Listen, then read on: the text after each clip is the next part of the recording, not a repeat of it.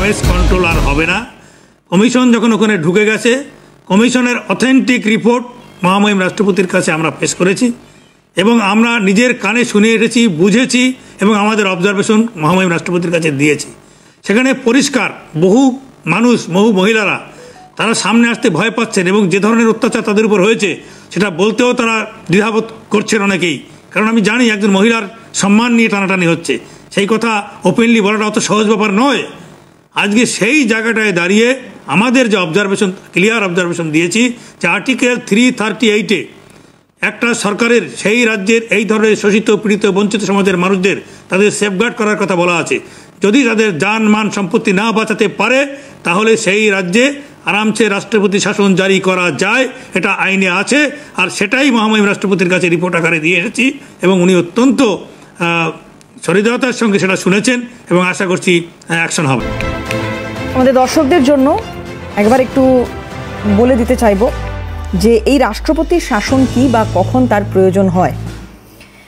প্রথমত জানিয়ে রাখি আপনাদের যে এই প্রথম কোনো জাতীয় কমিশন যারা বাংলায় রাষ্ট্রপতি শাসনের সুপারিশ করলো। একটু জানাবো একটা গ্রাফিক্যাল প্রেজেন্টেশন দিয়ে যে সংবিধানের এই বিশেষ ধারা, সংবিধানের 356 ধারা বা রাষ্ট্রপতি শাসন। এই রাষ্ট্রপতি শাসন কি আপনাদের যদি খুব অল্প কথায় জানাতে চাই, ইন্ডিয়ান গভর্নমেন্ট অ্যাক্ট 1935-এর 93 ধারা অধীনস্থ কোনো রাজ্যের সাংবিধানিক ব্যবস্থা ভেঙে পড়লে এই ধারা বলে রাষ্ট্রপতি শাসন জারি করা যায়। অর্থাৎ সংবিধানে বলা বিশেষ শর্ত লঙ্ঘিত হলে 356 ধারা কার্যকরের পরিস্থিতি তৈরি হয়। এখন প্রশ্ন উঠছে যে এখানে এই বাংলায় এমন পরিস্থিতি কি তৈরি হয়েছে, কখন কোন পরিস্থিতিতে প্রয়োজন হতে পারে? অবশ্যই আপনাদের মত এখানে ভীষণভাবে গুরুত্বপূর্ণ। রাষ্ট্রপতি শাসনের কারণ কি? রাজ্য প্রশাসন সাংবিধানিক রীতি মেনে কাজ করতে যদি ব্যর্থ হয়, সংবিধান প্রদত্ত ভূমিকা পালনে ব্যর্থ হয় রাজ্য প্রশাসন, সংশ্লিষ্ট রাজ্যপাল এ বিষয়ে রাষ্ট্রপতিকে অবগত যদি করেন তাহলে হয়। 1। 2 হচ্ছে রাজ্যপালের বেঁধে দেওয়া সময়সীমার মধ্যে কোনো বিধানসভা নেতা নির্বাচন বা মুখ্যমন্ত্রী বাঁচতে ব্যর্থ হলে হয়। 3। জোট সরকার ভেঙে পড়লে হয় বা বিধানসভায় সংখ্যাগরিষ্ঠতা প্রমাণে ব্যর্থ হলে হয়।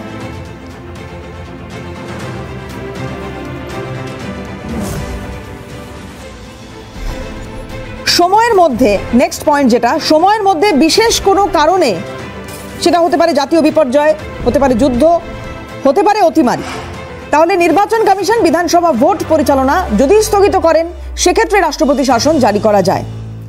নেক্সট, রাষ্ট্রপতি শাসন আদতে রাজ্য সরকারের ভূমিকা সাসপেন্ড করে কেন্দ্রের সরাসরি হস্তক্ষেপ এবং রাজভবনের মাধ্যমে প্রশাসন পরিচালনার ভার তুলে দেয়। পরের পয়েন্টে আসি। এক কথায় একে স্টেট এমার্জেন্সি বা সাংবিধানিক এমার্জেন্সি বলা হয় রাজ্যের নিরিখে। নেক্সট, রাজ্য সরকারের অধীনস্থ কাজ যে কোনো সংস্থা বা কর্তৃপক্ষের ক্ষমতা নিজের কাছে গ্রহণ করা, অর্থাৎ রাজ্য পরিচালনার ভার রাষ্ট্রপতি ভবনের হাতে চলে আসা। রাজ্য বিধানসভার ক্ষমতা সংসদের অধীনে চলে আসা। কোন রাজ্যে রাষ্ট্রপতি শাসন জারি করতে হলে সংসদের 2 কক্ষকে সম্মতি জানাতে হয়। রাষ্ট্রপতি শাসন কার্যকরের অন্তত 2 মাসের মধ্যে কাজ সম্পূর্ণ করতে হয়। নেক্সট যে বিষয়ে জানাবো আপনাদের, যে 6 মাস, আপনারা যদিও জানেন এটা যে 6 মাস এই রাষ্ট্রপতি শাসন যদি লাগু হয়ও তাহলে তার কার্যকারিতা 6 মাসের জন্য। এরপর সংসদের অনুমতিক্রমে ধাপে ধাপে 6 মাস অন্তর সর্বোচ্চ 3 বছর পর্যন্ত মেয়াদ বাড়ানো যায়। 1978 সালে আনা সংবিধানের 44তম সংশোধনী রাষ্ট্রপতি শাসনের সর্বোচ্চ মেয়াদ 1 বছরের মধ্যে বেঁধেছে। কিন্তু দেশব্যাপী জাতীয় জরুরি অবস্থা চললে কিংবা নির্বাচন কমিশন কোনোভাবে ভোট পরিচালনা করতে বাধার সম্মুখীন হলে রাষ্ট্রপতি শাসনের মেয়াদ 1 বছরের বেশি বাড়তে পারে। আর এখনো পর্যন্ত কতবার রাষ্ট্রপতি শাসন জারি হয়েছে? 1950 থেকে 1970 20 বার, 1971 থেকে 1990 63 বার, 1991 থেকে 2010 27 বার, 2011 থেকে 2016 5 বার।